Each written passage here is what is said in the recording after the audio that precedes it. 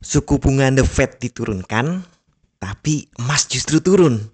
Dan pagi ini langsung dibalas naik. Ada apa ini?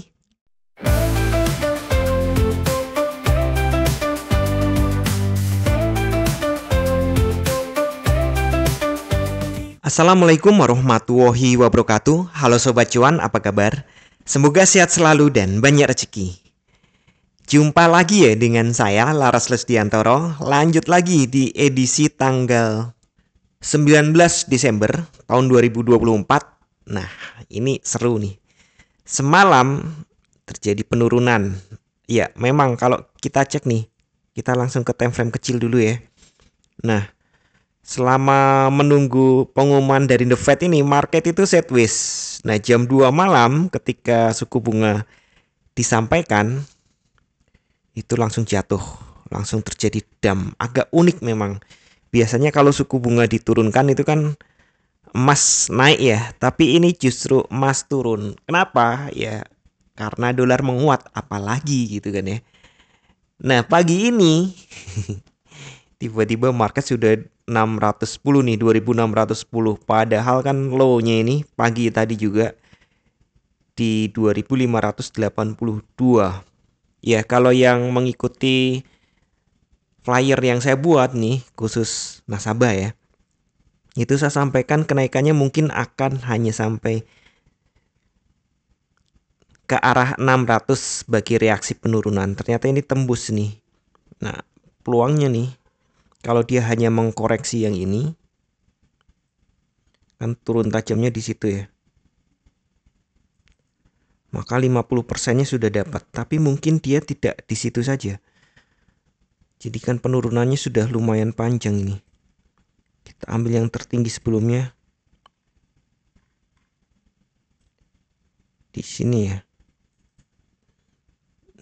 Kisarannya di 16, tapi dugaan saya sih, dugaan ya, dia akan coba naik ke sini, ke garis ini 2623. Nah, kisaran ini. Setelah itu dia baru, ya kalau mau lanjut turun baru lanjut turun. Bisa jadi kan ini panic sell saja kan. Panic sell atau memang pancingan dari trader besar yang membuat para retailer, trader-trader kecil itu FOMO, kemudian melakukan sell banyak-banyak, harga jatuh. Nah, di sini pagi ini trader besar langsung makan. Langsung makan ini. Sehingga harga kembali naik. Ya, konsep koreksi kan seperti itu ya. Fair value-nya memang ada yang bilang emas ini fair value-nya memang masih di bawahnya daripada ini. Tapi kita lihatlah, kita kan tradingnya nggak berdasarkan fair value ya, tapi berdasarkan tren. Dan agak nyesek sih emang kenapa pagi-pagi nggak buy gitu ya. Sudah jelas turunnya banyak. Biasanya kan ada koreksi. Iya, tapi pasti ada pemikiran, waduh turunnya kuat banget, selnya masih kuat nih, pasti turun. Nah, seperti itu. Nah, itulah godaan daripada para retailer yang akhirnya FOMO. Ingat ya, jangan ikut-ikutan FOMO, karena FOMO itu awal dari call margin. Nah, kira-kira seperti itu. Sebelumnya kita cek dulu untuk kalender ekonomi hari ini. Ya, untuk kalender ekonomi seperti biasa, hari Kamis jam 20.30 ada continuing jobless claim. Diperkirakan naik juga ini buruk untuk ekonomi dari 1.886 menjadi 1.890. Nah, 4.000 aja sebenarnya, nggak terlalu banyak. Kemudian jobless claim for week average diperkirakan turun, justru rata-rata 4 minggunya turun dari 224.250 menjadi 220.000. Kemudian initial jobless claim, jadi yang baru, kalau continue kan yang lanjutin sebelumnya, ini yang baru daftar, baru apply, diperkirakan juga turun dari 242.000 menjadi 230.000. Kemudian gross domestic product growth rate quarter to quarter diperkirakan turun. Nah, ini buruk untuk ekonomi. Kalau jobless claimnya lebih ke bagus untuk ekonomi, ini GDP-nya justru buruk untuk ekonomi nih. Dari 3% menjadi 2,8%. Kemudian jam 10 malam, nah yang tadi kan setengah 9 semua, ini yang jam 10 malam. Ada existing home sales month on month diperkirakan turun juga dari 3,4% menjadi 1%. Kemudian existing home sales bulan November diperkirakan naik tipis dari 3.960.000 menjadi 4.070.000. Nggak terlalu banyak ya sebenarnya. Nah ini akhirnya kalau kayak gini teknikal deh nih. Iya, pagi ini kalau Anda belum nge-buy ketika membuka video ini, berarti Anda sudah telat. Harusnya memang open pagi tadi ya, buka itu langsung buy. Tapi ya siapa yang tahu gitu kan gampangannya. Memang secara sederhana kalau ada penurunan besar biasanya akan dikoreksi. Gampangnya seperti itu. Seberapa jauh koreksinya yang kita nggak paham di situ. Karena kan tergantung juga seberapa besar penurunan dan beratnya isu yang ada. Kadang market sudah turun tajam dilanjutin lagi juga ada, tapi cirinya beda ya.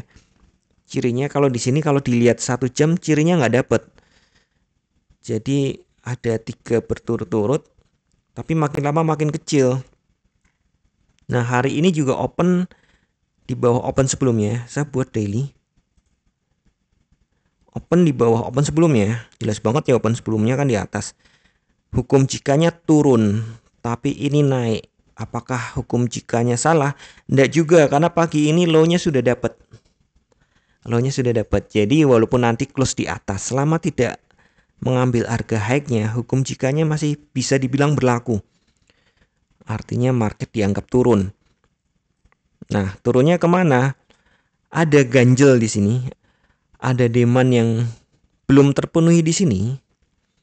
Jadi kalau demand di sini adalah mulai di 64 sampai ke 37. Jika harga menyentuh itu seharusnya nih, ini nggak langsung naik. Harusnya nyentuh harga ini dulu, demand baru naik. Jadi ini udah agak lewat ya. Nah ini kalau turun nih, kalau saya buat daily nih, kan ngambilnya dari atas ke bawah sini. Itu 50%-nya masih jauh. 50%-nya masih di 54 ya, di sini 54. Sekarang bahkan 23,6%-nya belum dapat. Ya, naikannya masih wajar. Naiknya masih wajar. Apakah ada peluang turun lagi? Iya, berarti masih ada. Kita tunggu nanti sesi Amerika dan Eropa geraknya seperti apa. Tapi saya pikir mereka masih nekan sampai ke zona ini. Sekali lagi untuk naiknya ya mungkin ke angka-angka ini ya. Sebentar lagi diuji di 16, kemudian di 37. Untuk kuat lanjut naik lagi saya ragukan. Ya, perkiraan saya bahkan sampai 24 saja kan tadi itu. Kemudian turunnya kemungkinan ke sini ke 63. Kalau kita lihat hukum jika dari weekly, ini saya hapus saja biar nggak ribet nanti. Dari weekly kan memang fase target ya. Ini target ke bawah. Bikin loh dan udah tercapai sebenarnya. Weekly udah beres sebenarnya. Kalau kita ngomong monthly belum beres ya targetnya. Sekali lagi monthly targetnya ini. Dia buka di bawah sebelumnya, kemudian targetnya ke bawah, melewati low sebelumnya, berarti targetnya yang saya sebutkan tadi itu. Di sekitar 2537 sekitar angka itu. Nah, itu target-targetnya. Sekali lagi nih, saya lama nggak ngomong tentang ini. Saya tidak memberi sinyal. Jadi saya nggak ngomong buy atau sell ya, karena ya saya buatnya itu sehari cuma sekali pagi gitu. Kalau pagi ini ya Anda lihat memang sinyalnya buy. Tapi nanti kalau yang bukanya sore, tentu sinyalnya sudah berubah. Makanya saya tidak memberikan sinyal buy atau sell. Tapi saya tunjukkan di sini range harganya, ancer-ancer harganya. Anda tinggal entry di saat yang tepat. Kira-kira sebaiknya Anda sell di mana? Kalau buy, ya mungkin nanti ada kesempatan kedua ya untuk buy, saya nggak tahu. Bisa jadi ada, Anda bisa masuk buy, tapi untuk kesempatan sell belum muncul ya. Kesempatan sell belum muncul. Kalau langsung saya kecilkan ke 1 jam, ini belum muncul, bentar lagi mungkin kali ya. 1 atau 2 jam lagi dari rekaman ini. Sementara untuk 15 menit sudah ada resistensi di sini, sudah tertahan. Jadi yang mau nge-buy tentu dekat-dekat sini aja ya. Dekat-dekat sini aja karena ini area demand. Yang untuk mau nge-sell masih jauh 42 ke atas lah. Tapi sekali lagi tetap dilihat ya. Mungkin juga sebentar lagi saatnya di atas 23 juga mungkin sudah saatnya sell, tapi sekali lagi dilihat sikonnya, dilihat kondisinya. Tapi ya sekali lagi saya ingatkan kembali, tidak ada satupun analisa yang 100% benar. Anda tetap harus bijak dalam bertransaksi, atur volume transaksi Anda agar sesuai dengan kekuatan dana Anda, dan siapkan money management agar jika ternyata harga bergerak tidak sesuai dengan prediksi atau posisi terbuka Anda, maka Anda bisa segera melakukan antisipasi secara cepat dan tepat. Oke, sekian dulu informasi dari saya. Semoga kita semua cuan hari ini lancar, berkah, manfaat, dan tetap sehat. Amin. Wassalamualaikum warahmatullahi wabarakatuh.